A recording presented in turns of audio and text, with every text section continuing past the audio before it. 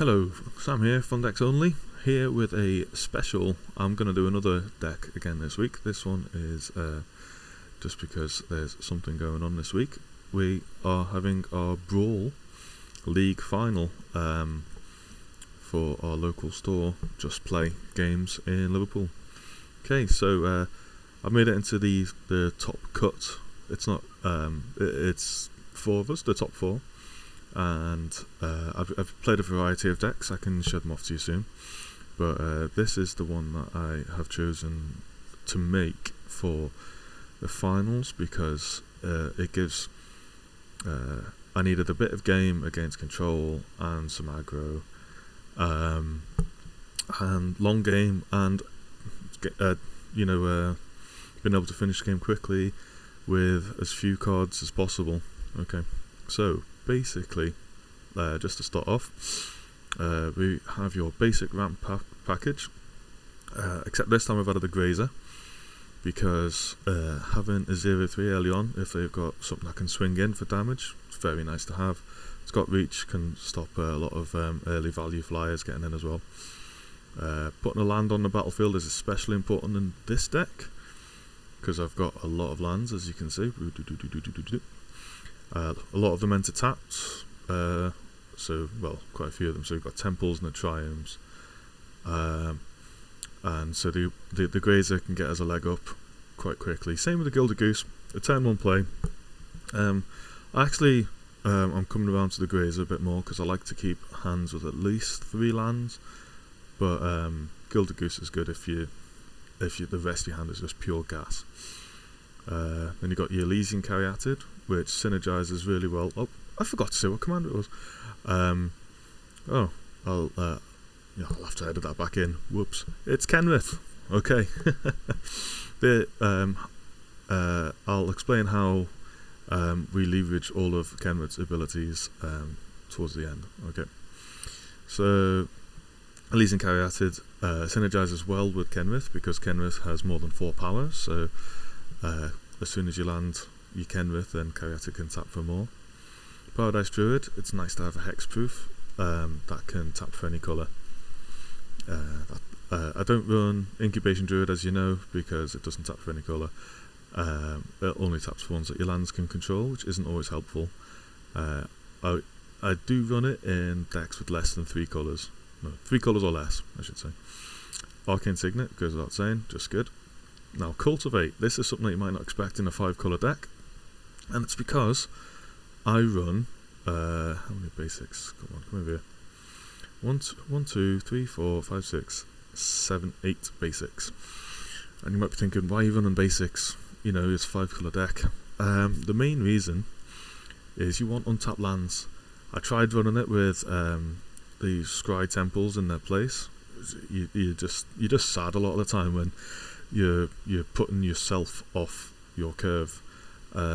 It's okay in certain decks, like my Niv Mizzet Enchanting Shrines deck, because you're not being too proactive. You're just there, like you're playing stuff on your turn, sorcery speed.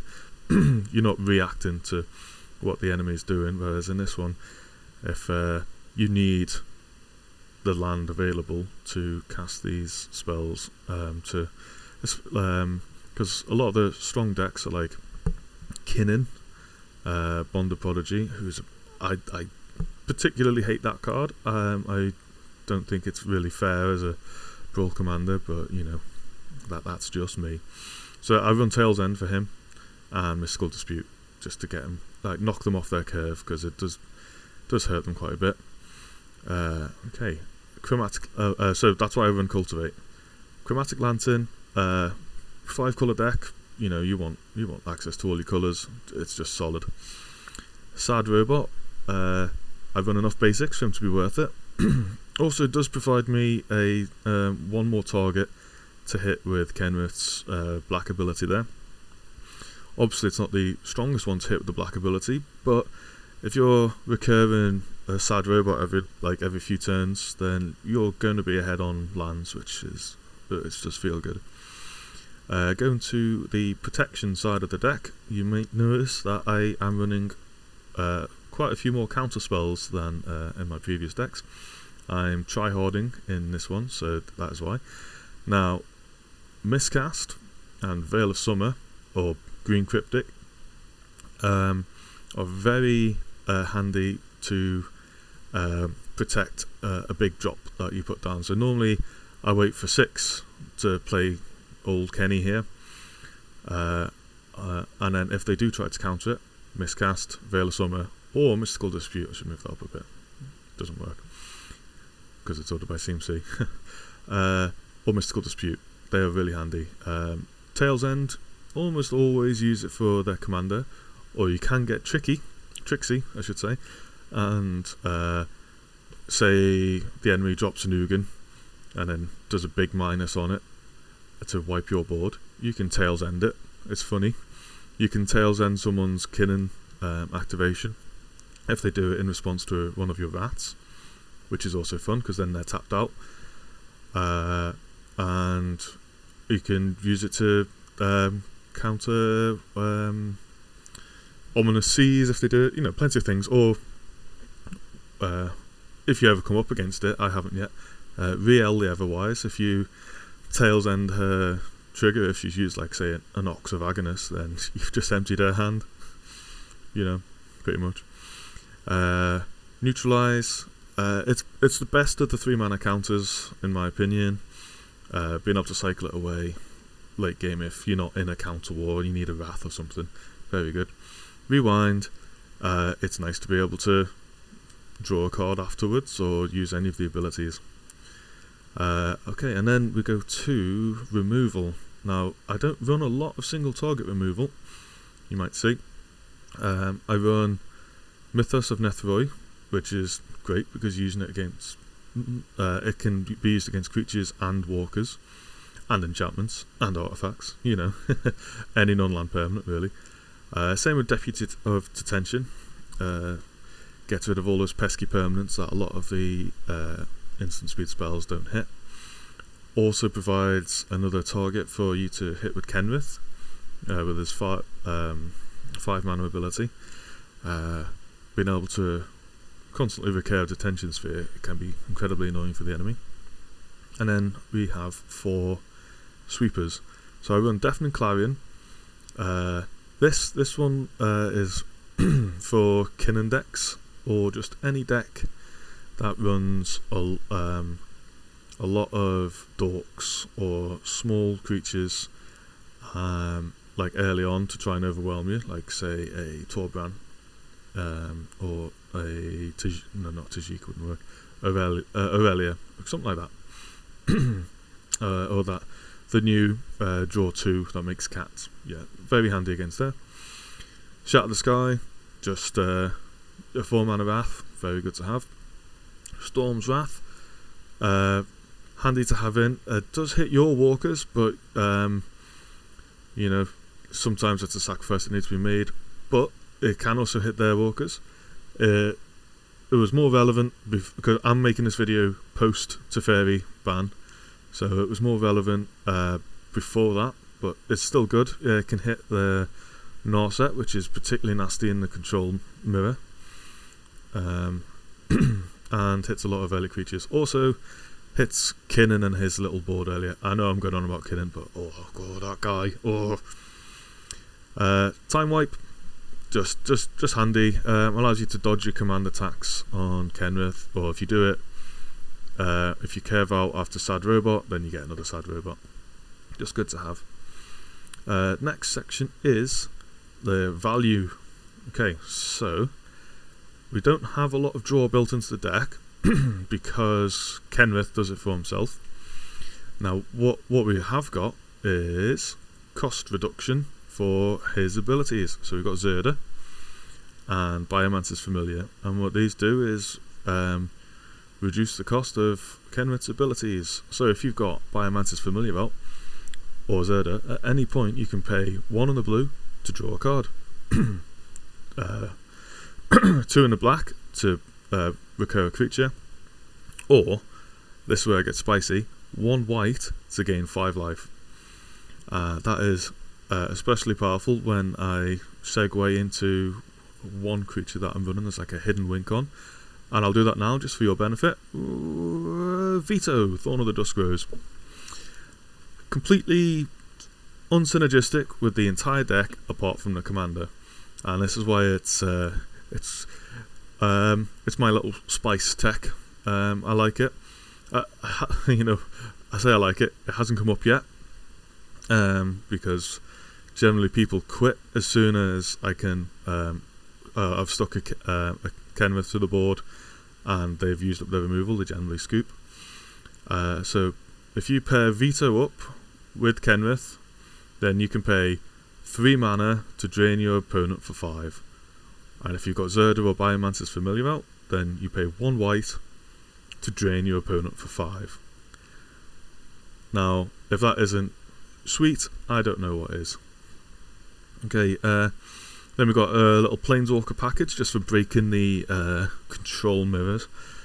Narset can kill Planeswalkers, very handy. Ramps you a bit towards your other spells, also handy. Now, the -6 hasn't come up yet, but I can see it doing some work.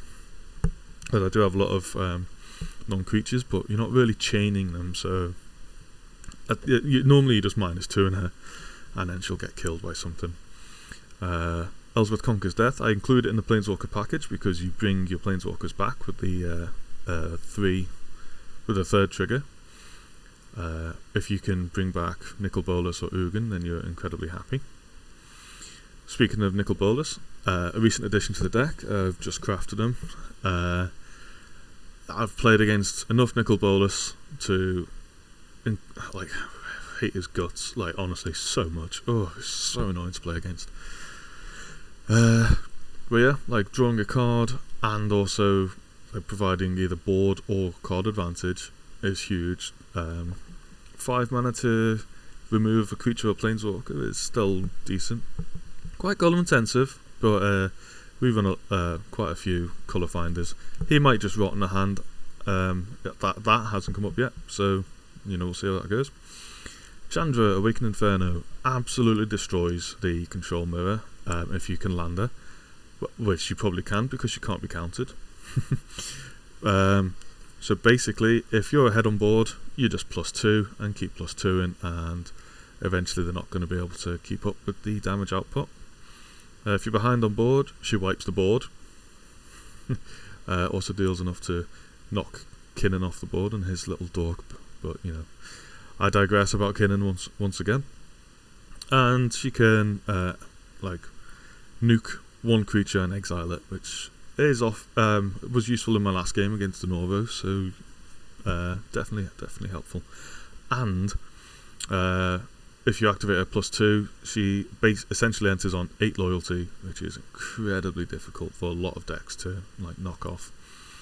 And finally, Big Boy Ugin, everyone's favourite Spirit Dragon, who lost to Nicol Bolas and still loses to Nicol Bolas, which is a bit sad considering it costs 3 more. But anyway, he'll absolutely crush any aggro or mid-range deck that he lands against.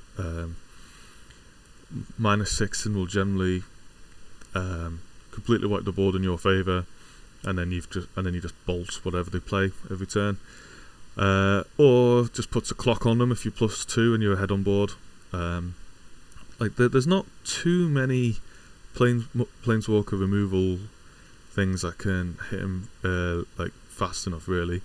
There's Elswith Conquers Death. You have to watch out for that if your opponent's on white. Narset can do it if they've somehow got a 9-drop in their hand. Chandra can eventually do it, but Ugin can outrace her. Nicol Bolas can, but we don't talk about that guy because I've finished talking about him. Okay, so, and then a tiny creature package, I should say, because we need value creatures. Obviously, I've talked about Veto. He's a potential win con. Hasn't come up yet. I want it to come up. It just hasn't. He's an early chump blocker anyway, so that's something against some of the decks. he might draw a removal spell. If he does, or then you can always just bring him back with Kenrith. Questing Beast. You are going to play against pesky planeswalkers, and so Questing Beast is incredibly helpful to hit on curve. If they've got, say, an R set down, incredibly annoying for them to deal with. Pretty damn solid creature. So much text.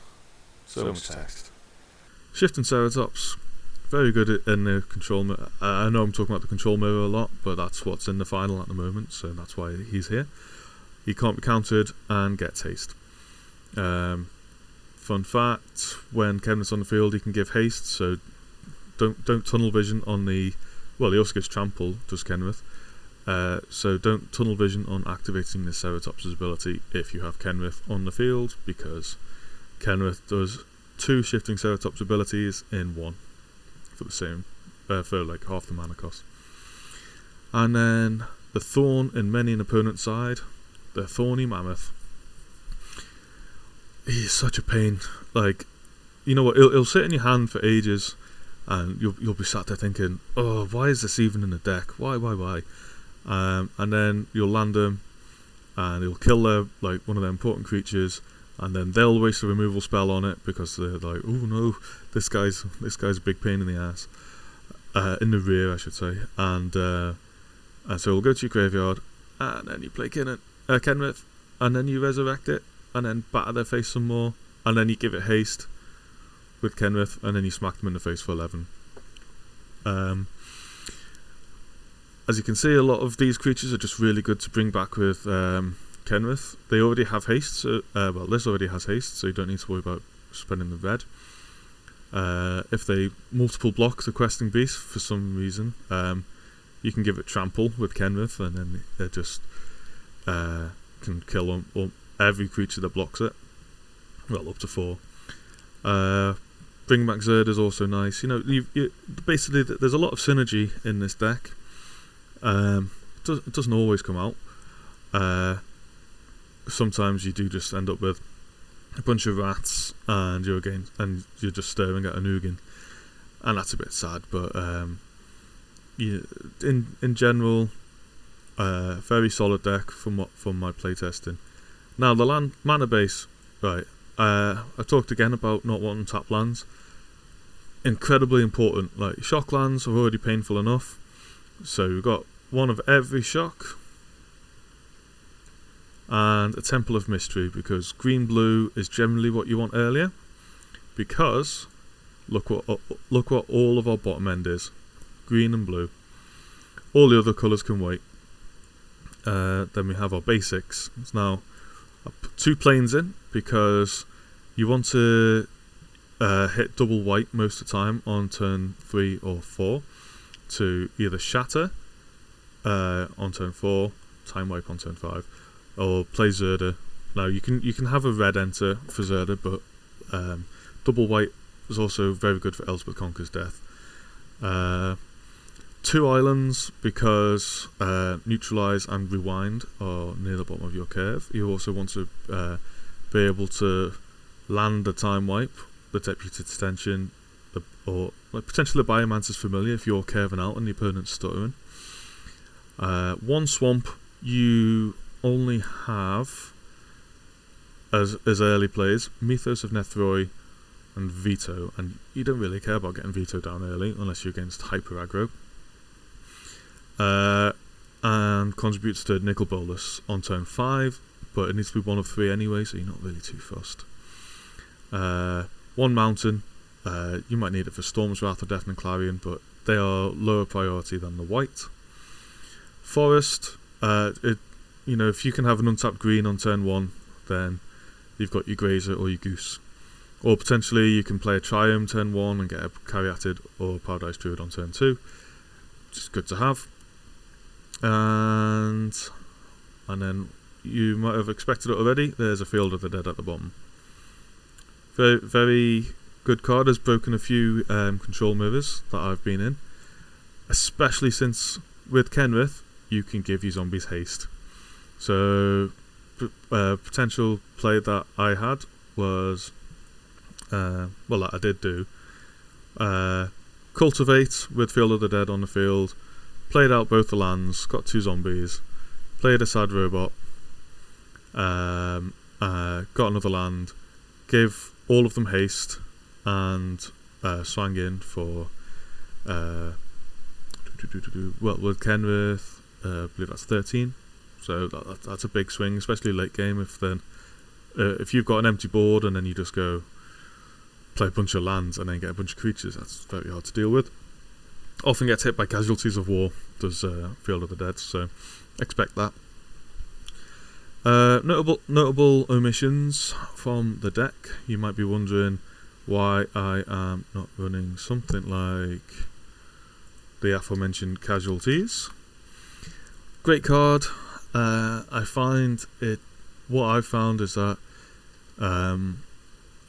if you can either massively blow someone out, but then if they have a counter spell, then you're getting massively blown out. Also, double black, double green. You're not running too much black. I know Nicol Bolas is triple black, but he's a lot stronger than Casualties of War. What other omissions could there be? Can't think of any off the top of my head, so I will leave it there. Okay, right. Thanks for watching and listening, and please like and subscribe because I like views, and I would like to get this channel up and off the ground at some point.